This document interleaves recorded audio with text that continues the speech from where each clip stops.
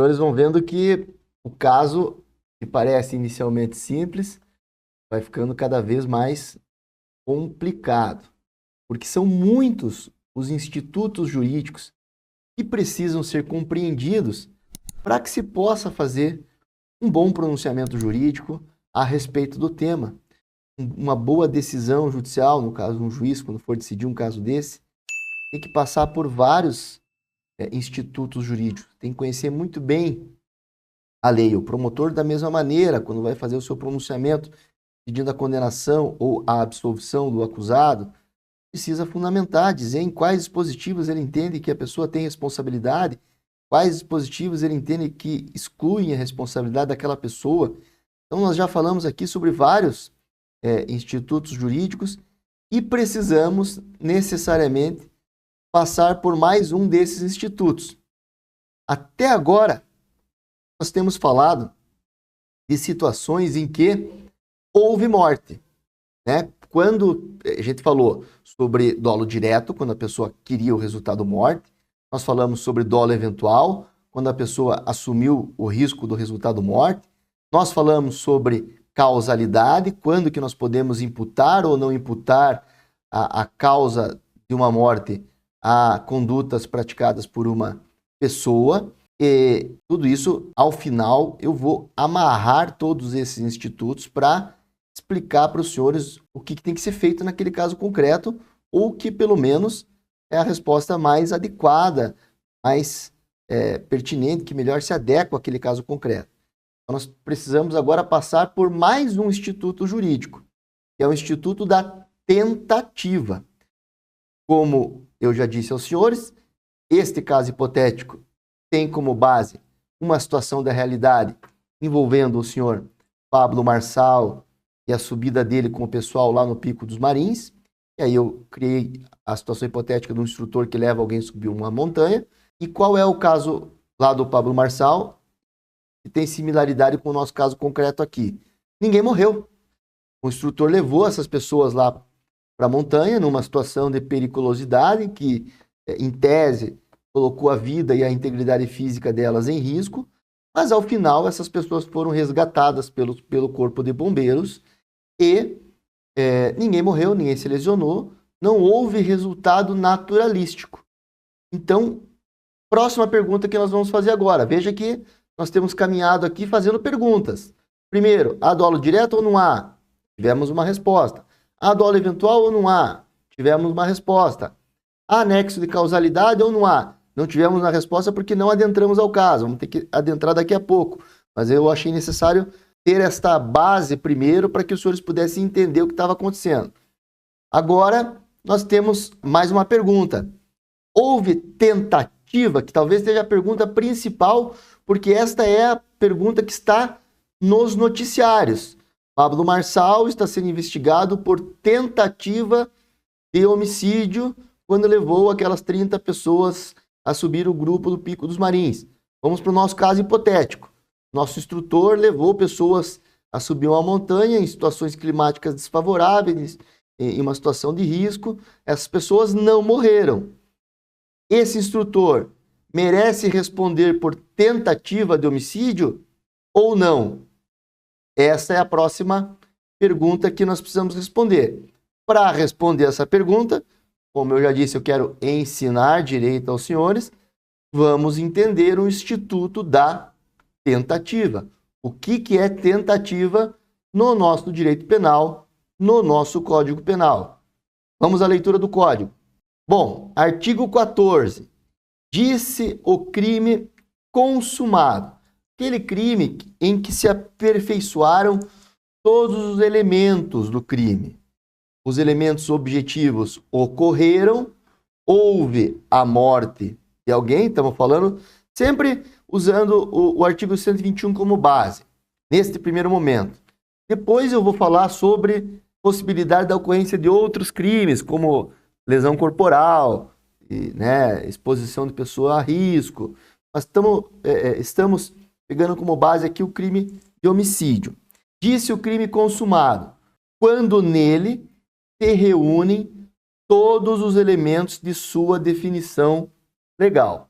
Ou seja, quando os elementos objetivos do crime, eles todos ocorreram na vida real. Qual que é o artigo que nós estamos tratando? Artigo 121. Vamos para lá. Nunca é demais ler. Artigo 121. Matar alguém. Houve morte? Alguém morreu? No caso hipotético que estamos tratando, caso hipotético, instrutor de escaladas, de montanha, reúne um grupo, patati, patatá, já expliquei tudo isso aqui, já li mais de uma vez. Vamos ao final aqui, ó. As pessoas não conseguem avançar e nem voltar. É preciso chamar socorro a bombeiros que fazem o resgate dessas pessoas com helicópteros.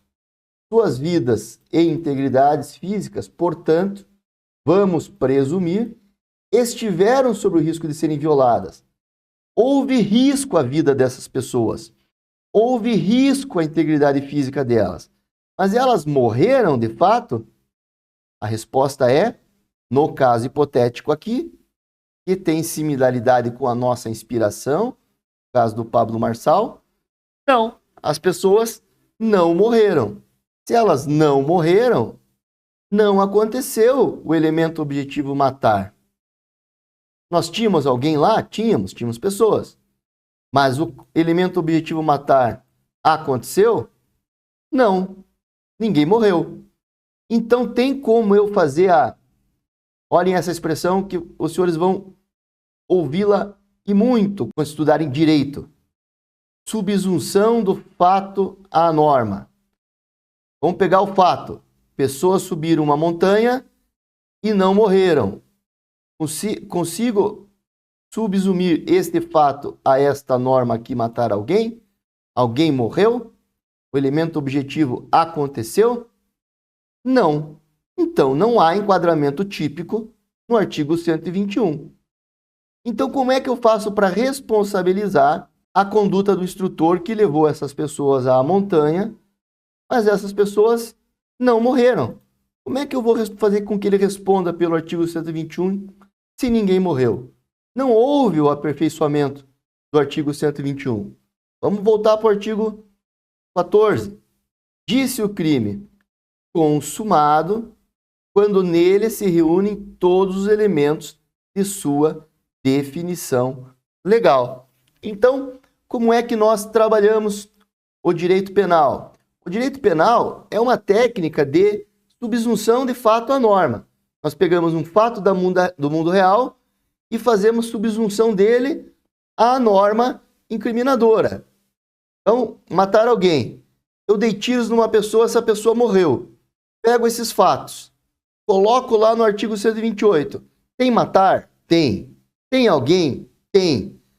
E aí completo com um elemento que não está escrito nos tipos penais, mas que de acordo com a teoria finalista, e nós já estudamos isso nesse mesmo vídeo, de forma bem aprofundada, eu diria, quando vimos ali sobre o dolo, está presente em todos os elementos, em todos os fatos típicos do Código Penal, que é o dolo, na forma direta ou na forma eventual.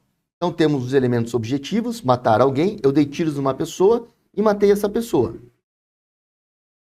Vamos preencher a segunda parte da tipicidade. A tipicidade é a reunião dos elementos objetivos, a reunião do matar e a reunião do alguém com a reunião de um elemento psicológico na forma do dolo. Se eu queria, eu tenho um dolo direto.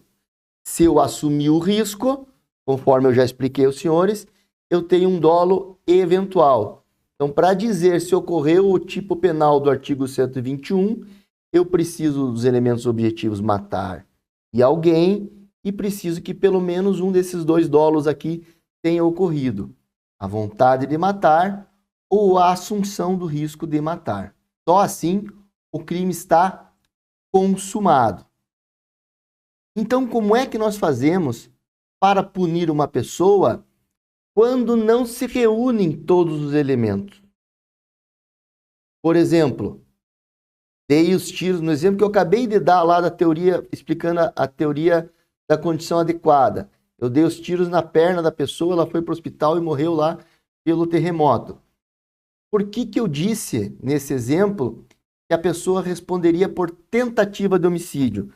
Se ela não morreu pelos meus tiros, como que eu puno essa pessoa? Não aconteceu o matar pelos tiros, ela morreu pelo teto. Esqueça então aquele exemplo lá e vamos pensar que eu dei os tiros na perna da pessoa, aí alguém me impediu, eu não acertei partes vitais da pessoa e a pessoa não morreu. Não se aperfeiçoou o tipo penal. Eu tinha o dolo de matar, eu queria matar, parte psicológica, parte subjetiva está preenchida. Parte objetiva, parte de cima aqui, elementos objetivos, matar alguém, não aconteceu. Não existiu o matar, a pessoa sobreviveu. Como que eu puno essa pessoa? Nosso Código Penal criou um tipo penal chamado de norma de extensão. E prestem muita atenção nesta definição, porque ela vai ser de suma importância para, ao final, nós decidirmos sobre a responsabilidade ou não do instrutor que levou as pessoas na montanha. Vamos para o código. Consumado já vimos, quando nele se reúnem todos os elementos de sua definição legal. Está reunido matar, está reunido alguém e está reunido a parte psicológica, o dolo. Seja na forma da teoria da vontade, dolo direto, eu quero matar, seja na parte da teoria do assentimento. Eu assumi o risco de produzir o resultado morte. Não é o caso. As pessoas subiram a montanha e não morreram. Então, vamos para o inciso 2. Tentativa. Tentado quando iniciada a execução, não se consuma por circunstâncias alheias à vontade do agente. Ou seja, eu iniciei a execução de matar, eu queria matar, mas eu não consegui por algo, por uma circunstância que alterou a minha vontade e impediu o resultado criminoso. Voltem comigo aqui e vamos primeiro tentar entender isso no crime mais simples, um crime de tiro, em que eu vou lá e atiro numa pessoa. Uma coisa mais fácil de entender. Eu abordo a minha vítima, eu pego a minha .40, eu dou tiros contra ela, dou lá 5, 6 tiros, erro 4, 2 pegam na perna, não consigo dar mais tiros, seja porque acabaram ali as minhas balas, acabaram as minhas munições, ou porque pessoas interviram e me seguraram, tomaram a arma de mim. Ou seja, a minha vontade foi interrompida diretamente por alguma circunstância alheia que impediu que eu continuasse nos atos de execução e não conseguisse matar aquela pessoa. Eu vou responder por tentativa de homicídio. A minha conduta, ela não se enquadra tipicamente no artigo 121. Diretamente ela não se enquadra, mas ela se enquadra por uma norma de extensão. Então, quando pedirem para os senhores classificarem o inciso 2º do artigo 14 do Código Penal, que tipo de norma ela é? Ela é uma norma de extensão. Eu vou dizer que a pessoa vai responder por tentativa de executar o artigo 121, por tentativa de matar alguém.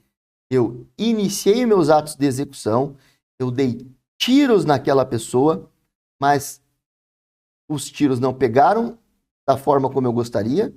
Eu fui impedido por outros de continuar atirando e a pessoa não morreu. Eu iniciei o ato de matar, mas a pessoa não morreu. Eu respondo pelo delito de tentativa. E esse delito vai fazer com que eu responda pelo artigo 121, porém com uma pena menor.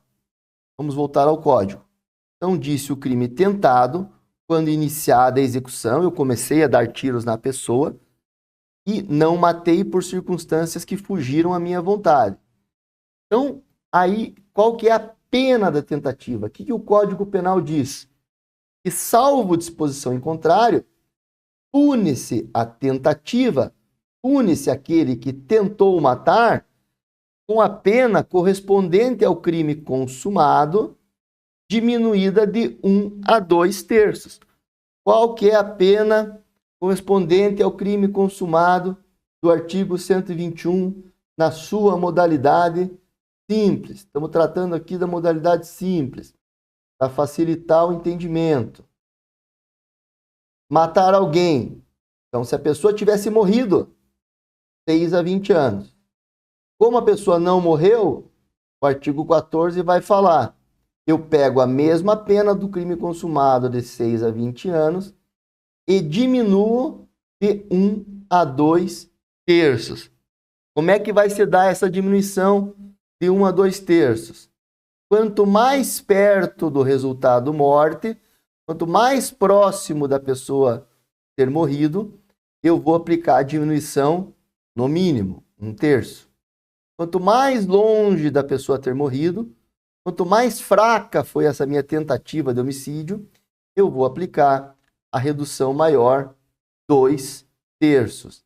Isto é a jurisprudência, os julgados, a interpretação que os tribunais deram ao longo do tempo, bem como a doutrina a respeito do tema. Então, vai dizer assim: pune-se a tentativa com a pena ao crime consumado, artigo 121, 6 a 20, diminuída de 1 a 2/3. Se o resultado morte ficou muito próximo, digamos que eu tenha acertado um tiro no peito da pessoa, ela foi para o hospital, ficou lá na UTI, passou meses se tratando, quase morreu, e não morreu pelas intervenções médicas que a salvaram.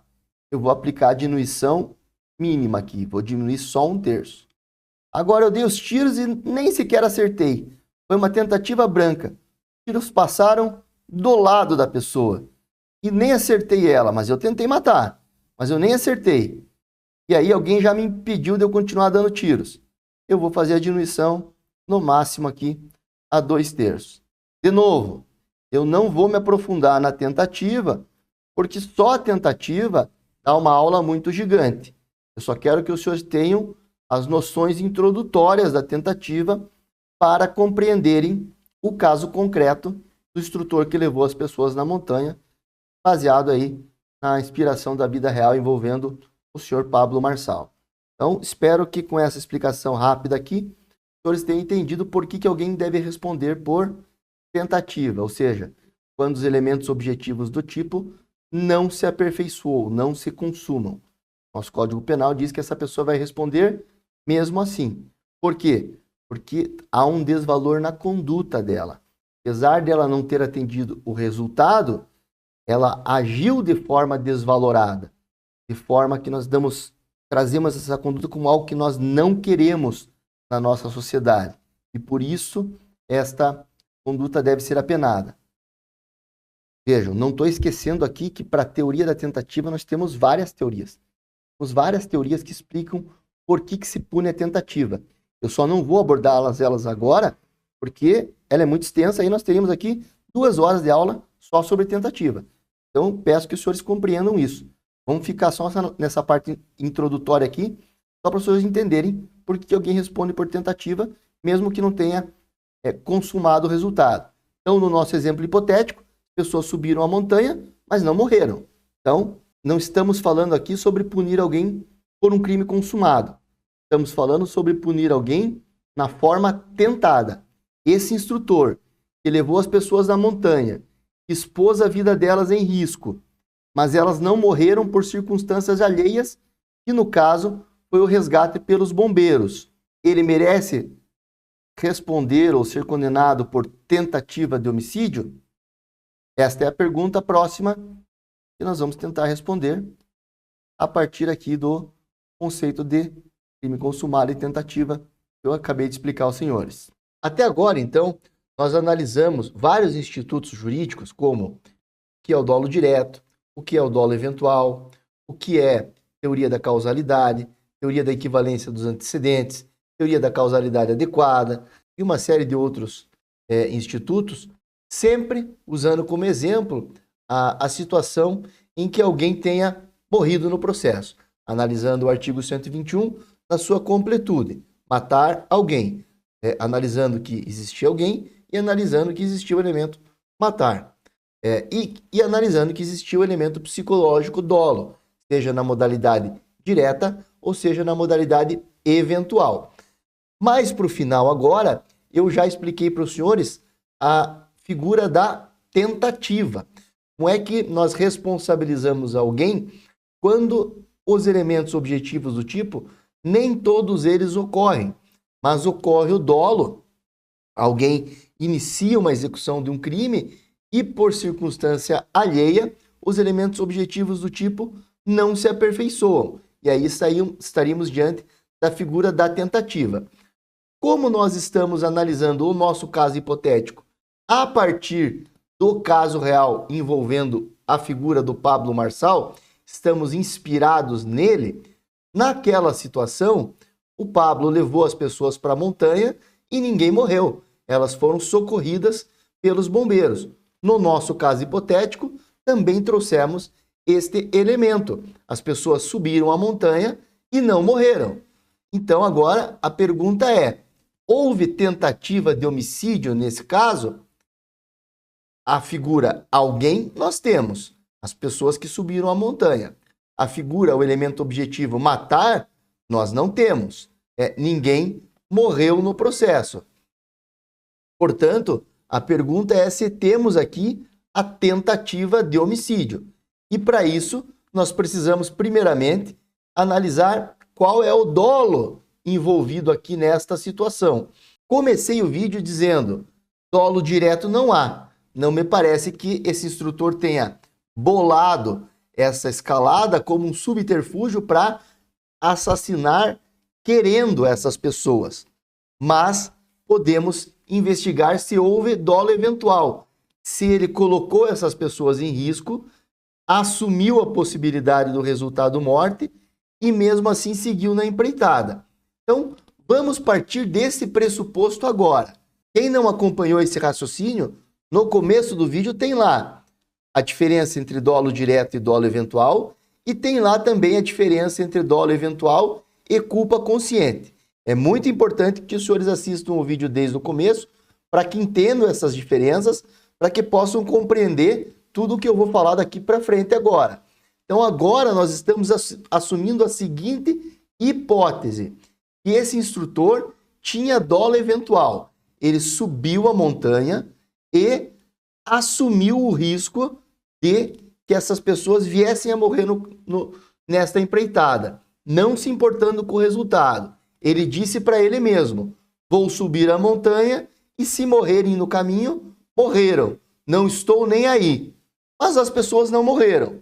Então a pergunta que se faz, a tentativa de homicídio nesse caso, a tentativa ela é uma figura compatível com o dolo eventual? Essa é a nossa próxima análise. A maioria da jurisprudência entende que é compatível o dolo eventual com a figura da tentativa. Eu vou ler para os senhores aqui agora trechos do livro do professor Zaffaroni e do livro do professor Kleber Masson, para que fique mais fácil para eles entenderem um pouquinho quais as razões ali eles apontam para que seja compatível o dolo eventual com tentativa.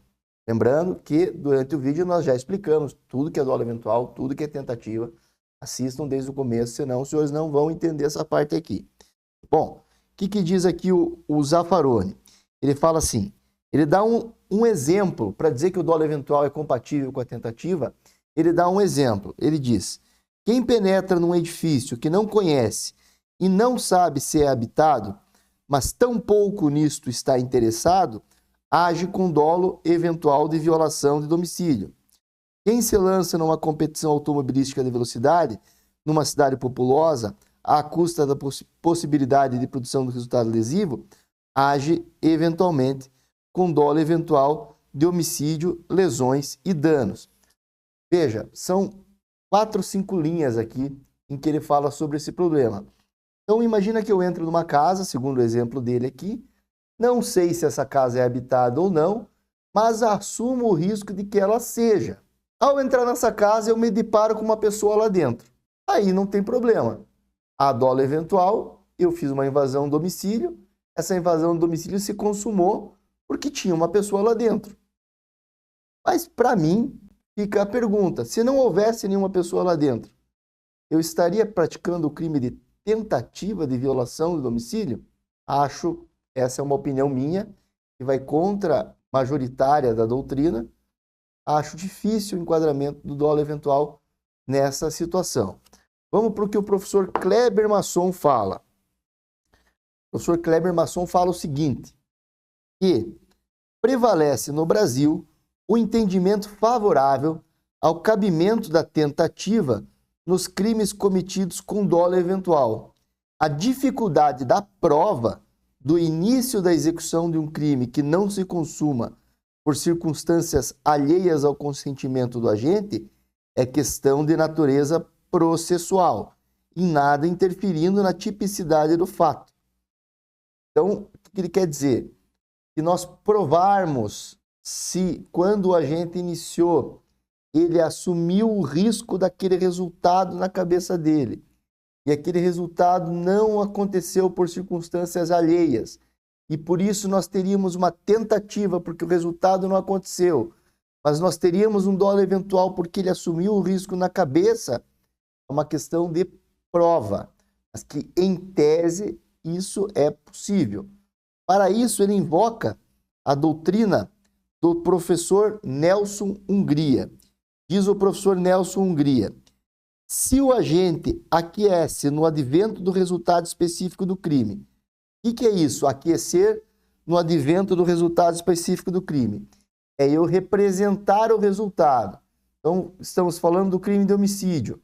Eu represento o resultado morte, sei que alguém pode morrer e assumo o risco, previsto como possível. É claro que este entra na órbita da sua volição.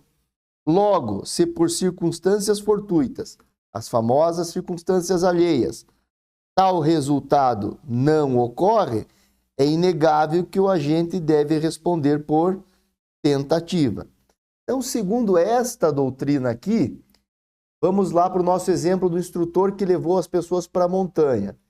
O instrutor lá no início da escalada, ele diz para ele mesmo, vou subir a montanha, assumo o risco de que essas pessoas morram, represento esse risco na minha cabeça, aceito esse risco como provável, inicio a subida. Circunstância alheia, bombeiros vão lá e socorrem essas pessoas e elas não morrem. Eu tenho tentativa de homicídio, eu devo responder por tentativa de homicídio, porque eu representei a possibilidade de morte, assumi esse risco e elas só não morreram porque os bombeiros as socorreram. Essa é uma das posições e é uma das posições dominantes. Eu, particularmente, não concordo. Primeiro, por um motivo. E esse é um motivo pessoal, pelo qual eu tenho refletido e eu não vi isso em doutrinas serem discutidas por aí. Mais uma vez, Dr. Kleber Masson tem meia página sobre o assunto. Dr. Zaffaroni tem algumas linhas sobre o assunto. Então, me parece que esse assunto ainda não é tão debatido na doutrina, porque ele também não é tão comum na vida real. Então, por não ser tão comum na vida real, ele acaba não tendo um aprofundamento doutrinário a respeito. Mas, às vezes ou outra, surge um caso como esse, em que isso precisa ser debatido. O que eu entendo por dolo eventual? E isso, de novo, aqui eu falo, é um pensamento meu. E quando eu assumo o risco de um resultado, eu entendo que é a realização do resultado que vai determinar a tipificação penal. Então, eu, instrutor, quando eu inicio a escalada, quando eu estou assumindo o risco morte na minha cabeça, eu também estou assumindo o risco de lesão. Porque essas pessoas podem se machucar e elas podem morrer. Pode acontecer as duas coisas. O resultado que se realizar nessa subida, machucado, lesão ou morte, é que vai determinar, para mim, para o meu entendimento, a tipicidade onde o instrutor vai se encaixar. Se alguém se machucar, para mim, ele não responde por tentativa de homicídio. Ele responde por lesão corporal consumada na modalidade de dolo eventual. Se a pessoa morrer, ele responde por homicídio consumado na modalidade de dolo eventual. Partindo do pressuposto de que nós já falamos que ele subiu a montanha com o dolo eventual caracterizado. É nesta perspectiva que nós estamos trabalhando. Então eu assumo um risco de qualquer resultado. Lesão, aqui nesse exemplo, ou morte. Portanto, quando não ocorre nenhum resultado, na minha visão, não há responsabilização criminal. Porque eu assumi um risco. Se esse risco não ocorre, não há efeito no mundo real que mereça reprovação do direito penal. Poderíamos falar aqui do desvalor de conduta, do desvalor de resultado. Desculpe, não do desvalor de resultado, mas do desvalor de conduta. Responsabilizar esse instrutor por colocar essas pessoas em situação de perigo. Ocorre que colocar pessoas em situação de perigo direto e iminente já é um tipo penal. Já é um tipo penal que responsabiliza esse desvalor de conduta. É um crime de mera conduta, é um crime que não precisa resultado naturalístico. Então, pensemos lá no caso do instrutor. Eu levei essas pessoas para uma situação de perigo, em que elas estiveram ali com as suas vidas e integridades físicas sob risco, mas nada aconteceu. Então, essa minha conduta, mesmo que não tenha tido um resultado naturalístico, morte ou lesão, ela tem um desvalor. E o nosso Código Penal tem um tipo penal prevendo essa situação. Vamos lá para o artigo 132 do Código Penal, vamos lê-lo juntos, e aí os senhores entenderão melhor do que eu estou falando. Então diz o artigo 132 aqui, ó, perigo para a vida ou saúde de outrem.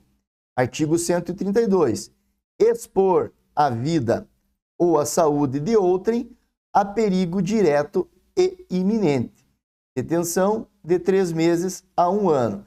Então, quando o instrutor levou essas pessoas subir a montanha numa situação desfavorável, em que a vida delas estava ali evidentemente em risco, em que a integridade física delas estava ali evidentemente em risco e risco iminente, porque as condições ali climáticas eram atuais. Elas estavam ali a todo momento sob risco de vida ou com a sua saúde em risco. Então, a princípio, a conduta do instrutor se encaixaria muito bem nesse artigo 132.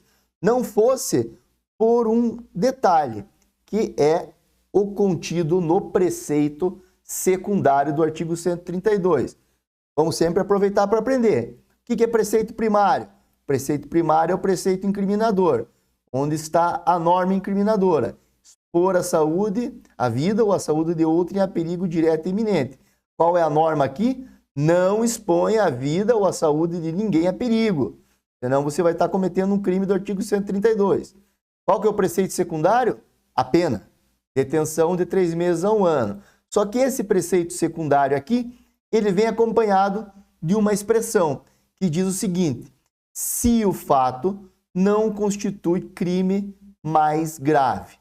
Então, se eu exponho a vida ou a saúde de outra pessoa a perigo direto e iminente, só que esta mesma conduta, ela constitui um crime mais grave, eu não vou responder pelo artigo 132. Eu vou responder pelo crime mais grave envolvido na situação. Então, vamos voltar comigo aqui para eu esclarecer essa situação para os senhores. Então, qual seria o crime mais grave cometido por esse instrutor? Para mim, parece inegável que ele expôs a vida daquelas pessoas a um risco. Mas por que ele não está respondendo em tese, né? Poderia, num caso concreto, vir até a responder, mas por que ele não está respondendo em tese a este delito aqui do artigo 132? Porque tentativa de homicídio ou tentativa de lesão corporal se caracterizariam como crimes mais graves. E aí, pelo fato de estar previsto ali no prefeito secundário, se o fato não constitui crime mais grave, ele não responde pelo 132. Ele vai responder pelo crime mais grave, tentativa de homicídio ou tentativa de lesão corporal. Eu não concordo. Por isso que neste momento do vídeo, nesse pedaço, eu estou falando sobre a minha visão a respeito dos fatos. Como eu disse, eu tenho uma visão de que no dolo eventual há uma necessidade de realização do risco representado pelo agente. Porque o risco representado pelo agente, para mim, vai ser determinante para a tipificação penal. Quando eu subo com as pessoas pela montanha, se elas se machucam, como eu já disse, eu vou responder por lesão corporal e não por tentativa de homicídio. Se elas morrem, eu vou responder por tentativa de homicídio. Porque vamos pensar agora filosoficamente, vamos pensar psicologicamente, que são ciências que circundam o direito. Eu, instrutor, estou decidido a subir a montanha. Naquele momento, se eu represento que essas pessoas podem se machucar e podem vir até morrer, eu assumo o risco de quaisquer um dos resultados. Eu não assumo o risco de um resultado tentado. Isso fica meio ilógico. Então pensa assim, digamos que eu represento que uma pessoa dessas pode virar o pé e se machucar, ou pode virar o pé e cair e bater a cabeça. Psicologicamente, falando em termos humanos, a minha representação ela é muito mais compatível com, bom, se ela cair e bater a cabeça, eu assumo o risco de tentativa de homicídio. Ou é muito mais lógico eu entender como ser humano o seguinte, se ela cair e bater a cabeça, eu assumo o risco que ela se machuque. Entendem o que eu quero dizer? Nós não podemos afastar o direito das ciências humanas que o circundam, filosofia e psicologia, por exemplo, que é o que eu estou fazendo aqui agora. Então, o dolo eventual, o cidadão assume o risco de qualquer coisa, qualquer dano. Então, para mim, se a pessoa se machuca, há um crime consumado de lesão corporal. Se a pessoa morre, há um crime consumado de homicídio. Mas é o resultado que vai determinar a tipificação penal, onde que eu vou enquadrar tipicamente a conduta do agente. Porque ele, quando representa lá, ele representa várias possibilidades naturalísticas. Lesão, morte, alguma contração de alguma doença, como uma gripe, um resfriado, uma pneumonia. E eu assumir o resultado naturalístico de qualquer uma dessas situações, quando qualquer uma dessas situações ocorrer, para mim, Adolfo Vaz da Silva, eu acho que o resultado é que vai definir tipicamente onde essa pessoa vai se enquadrar. Por isso que, para mim, caso resultado algum aconteça, ou seja, ninguém se machucou, ninguém se lesionou, eu acredito que a melhor resposta jurídica do direito penal seria a atribuição a esse instrutor do artigo 132, que diz claramente aqui, ó, expor a vida ou a saúde de outrem a perigo direto e iminente. E utilizar esse preceito secundário aqui, se o fato não constitui crime mais grave, apenas em relação aos delitos de homicídio consumado e lesão corporal consumada, mas não aos delitos de tentativa, ainda que eles tenham penas, por vezes, maiores que a pena prevista aqui na exposição a perigo. Para isso, se chama política criminal. Os nossos tribunais, eles não raras vezes, eles se utilizam dessa expressão política criminal para fundamentar decisões, fundamentar posicionamentos jurídicos, fundamentar jurisprudências, do porquê escolher um tipo penal e não outro, do porquê responsabilizar alguém de uma forma e não de outra. Então, analisando sistematicamente todo o ordenamento jurídico, para mim, Adolfo Vaz da Silva, eu acredito que no dolo eventual é necessário que o resultado naturalístico ocorra para que você possa definir corretamente o enquadramento típico, e eu entendo que não há compatibilidade entre dolo eventual e tentativa, posto que sem a ocorrência do resultado, nós não conseguimos enquadrar tipicamente a conduta do agente, porque nós teríamos que fazer um esforço demasiado de entrar na cabeça do cara e dizer exatamente qual resultado ele representou e qual resultado ele assumiu. Então, vamos voltar para o caso concreto do instrutor que subiu a montanha. Eu tenho que afirmar sem sombra de dúvidas, que ele assumiu o resultado morte e que essa morte só não aconteceu por circunstâncias alheias. Na prática, no caso concreto, no momento que um promotor ou um juiz vai ter que decidir isso, eu acho que ele começa a querer ter poderes sobre-humanos para ler a mente do agente.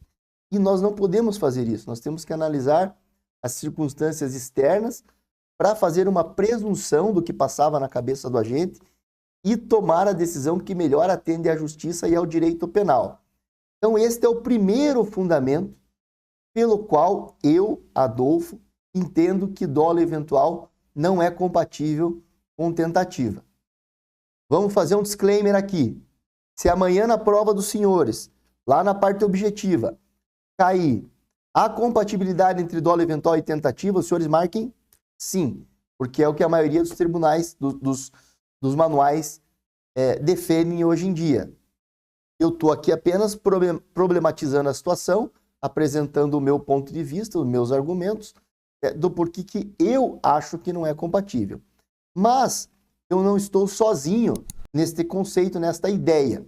Apenas doutrinadores que defendem que não há compatibilidade entre dolo eventual e tentativa, eles o fazem por outros fundamentos com os quais eu também concordo e vou mostrar para os senhores agora.